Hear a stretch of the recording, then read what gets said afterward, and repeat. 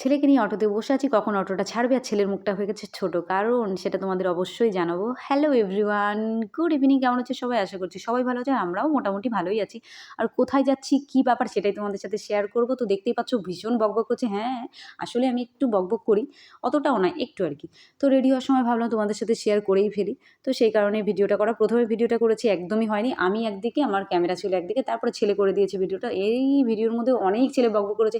Hello everyone, এই দেখো আমার মা রেডি হচ্ছে। তো যাই হোক, আমার ছেলেও ভীষণ সুন্দর করে বলতে পারে আর কি ভয়েসটা। তো দেখো আমি রেডি হচ্ছি, আর যেটা তোমাদের সাথে শেয়ার করব, এই যে আমি জ্যাকেটটা পরেছি, এটা আমি নিয়েছি 2023-এ, এখন অবধি পরিনি।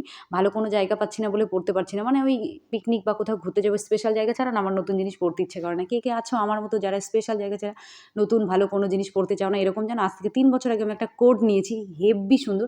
এখন অবধি পরিনি, কারণ ওটা নিয়ে মানে ওটা পরে আমি বরের সাথে ঘুরতে যাবো দার্জিলিংয়ে, তখন পরবো। তো বড়ও নিয়ে যাচ্ছে না আর পরা হচ্ছে না। সত্যি পড়ে আছে। তোমরা যদি দেখতে চাও অবশ্যই আমি কমেন্টে দেখাবো। তো ছেলেকে নিয়ে ফাইনালি বেরিয়ে গেছি গুটি, গুটি পায়ে।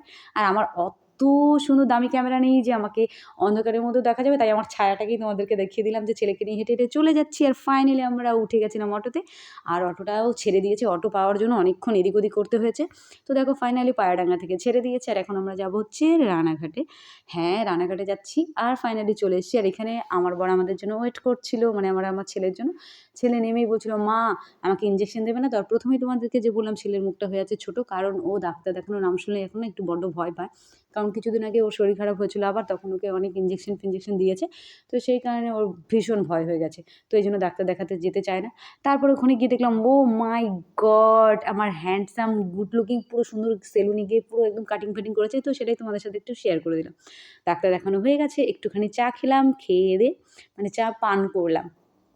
যাই হোক, ছেলে যদিও বিস্কুট খাওয়া বারণ, সেই কারণে ঘরে আমরাও কোনো রকম বিস্কুট রাখছি না, কারণ ছেলে খাবে না, আমি খাবো, এটা আমার ঠিক ভাল লাগে না। কিন্তু চায়ের দোকানে গিয়ে একটু মনটা চাইলো, তাই একটু চা আর একটা বিস্কুট খেয়ে নিলাম। টাটা! বাড়ি চলে এসেছি। টাটা!